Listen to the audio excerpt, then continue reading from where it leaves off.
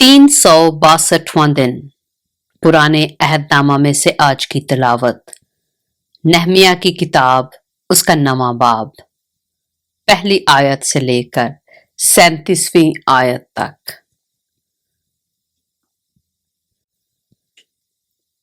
फिर इसी महीने की 24वीं तारीख को बनी इस्राएल रोजा रखकर और टाट ओढ़कर और मिट्टी अपने सर पर डालकर इकट्ठे हुए। और इस्राएल के नस्ल के लोग सब परदेशियों से अलग हो गए और खड़े होकर अपने गुनाहों और अपने बाप दादा की खताओं का इकरार किया। और उन्होंने अपनी अपनी जगह पर खड़े होकर एक पहर तक खुदावंद अपने खुदा की शरीयत की किताब पढ़ी और दूसरे पहर में इकरार करके खुदावंद अपने खुदा को सिजदा करते रहे।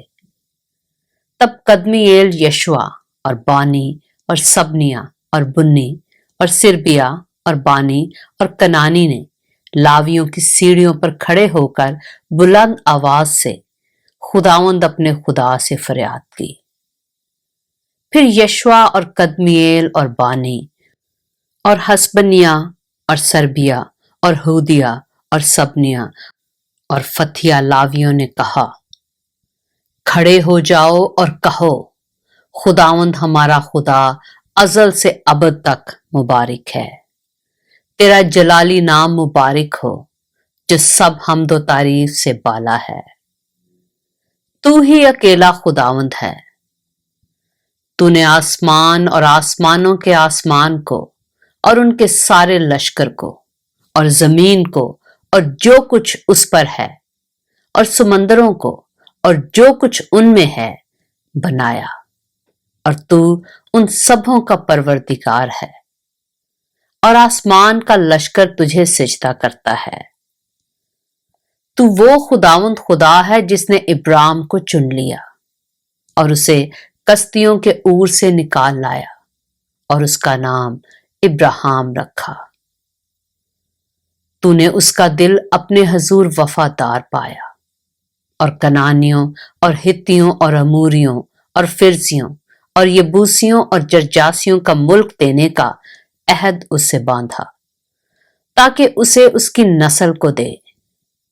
और तूने अपने सुखन पूरे किए क्योंकि तू सादिक है। और तूने मिस्र में हमारे बाप दादा की मुसीबत पर नजर की और बहरे कुलजम के किनारे उनकी फरियाद सुनी। और फिरौन और उसके सब नौकरों और उसके मुल्क की सब रैयत पर निशान और इजायब कर दिखाए क्योंकि तू जानता था कि वो गरूर के साथ उनसे पेश आए। सो तेरा बड़ा नाम हुआ जैसा आज है। और तूने उनके आगे समंदर को 2 हिस्से किया ऐसा कि वो समंदर के बीच सूखी जमीन पर होकर चले। और तूने उनका पीछा करने वालों को गहराओं में डाला जैसा पत्थर समंदर में फेंका जाता है। और तूने दिन को बादल के सतून में होकर उनकी रहनुमाई की और रात को आग के सतून में, ताकि जिस रास्ते उनको चलना था उसमें उनको रोशनी मिले। और तू कोहे सीना पर उतर आया और तूने आसमान पर से उनके साथ बातें की और रास्त अहकाम और सच्चे कानून और अच्छे आयन व फरमान उनको दिए और उनको अपने मुकद्दस सब्बत से वाकिफ किया और अपने बंदा मूसा की मार्फत उनको अहकाम और आयन और शरीयत दी। और तूने उनकी भूख मिटाने को आसमान पर से रोटी दी और उनकी प्यास बुझाने को चट्टान में से उनके लिए पानी निकाला। और उनको फरमाया कि वो जाकर उस मुल्क पर कब्जा करें जिसको उनको देने की तूने कसम खाई थी।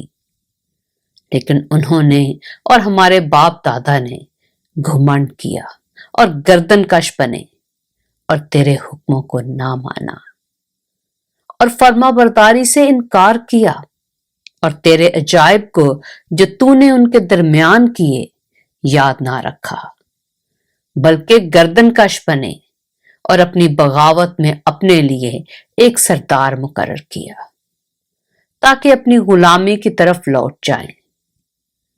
پر تو وہ خدا ہے جو رحیم و کریم، معاف کرنے کو تیار اور قہر کرنے میں دھیما اور شفقت میں غنی ہے، سو تو نے ان کو ترک نہ کیا۔ پر جب انہوں نے اپنے لیے ڈھالا ہوا بچڑا بنا کر کہا، یہ تیرا خدا ہے جو تجھے ملک مصر سے نکال لایا، اور یوں غصہ دلانے کے بڑے بڑے کام کیے، تو بھی تو نے اپنی گناگون رحمتوں سے ان کو بیابان میں چھوڑ نہ دیا۔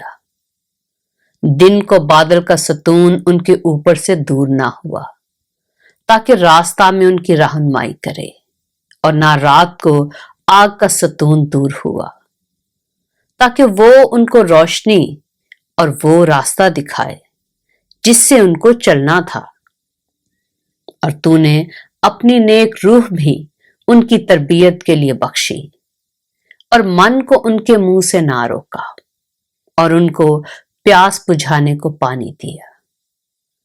40 برس تک تو بیابان میں ان کی پرورش کرتا رہا، وہ کسی چیز کے محتاج نہ ہوئے، نہ تو ان کے کپڑے پرانے ہوئے اور نہ ان کے پاؤں سوجے۔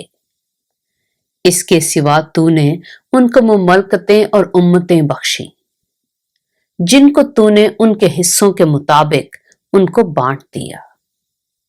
چنانچہ وہ سیہون کے ملک اور شاہ حسبون کے ملک اور بسن کے بادشاہ اوج کے ملک پر قابض ہوئے، اور تو نے ان کی اولاد کو بڑھا کر آسمان کے ستاروں کی مانند کر دیا، اور ان کو اس ملک میں لایا جس کی بابت تو نے ان کے باپ دادا سے کہا تھا کہ وہ جا کر اس پر قبضہ کریں۔ سو ان کی اولاد نے آ کر اس ملک پر قبضہ کیا، اور تو نے ان کے آگے اس ملک کے باشندوں یعنی کنانیوں کو مغلوب کیا، اور ان کو ان کے بادشاہوں اور اس ملک کے لوگوں سمیت ان کے ہاتھ میں کر دیا کہ جیسا چاہیں ویسا ان سے کریں۔ سو انہوں نے فصیلدار شہروں اور زرخیز ملک کو لے لیا، اور وہ سب طرح کے اچھے مال سے بھرے ہوئے گھروں اور کھودے ہوئے کنووں اور بہت سے انگورستانوں اور زیتون کے باغوں اور پھلدار درختوں کے مالک ہوئے۔ پھر وہ کھا کر سیر ہوئے اور موٹے تازہ ہو گئے، اور تیرے بڑے احسان سے نہایت حظ اٹھایا۔ تو بھی وہ نافرمان ہو کر تجھ سے باغی ہوئے، اور انہوں نے تیری شریعت کو پیٹ پیچھے پھینکا، اور تیرے نبیوں کو جو ان کے خلاف گواہی دیتے تھے تاکہ ان کو تیری طرف پھرا لائیں، قتل کیا، اور انہوں نے غصہ دلانے کے بڑے بڑے کام کیے۔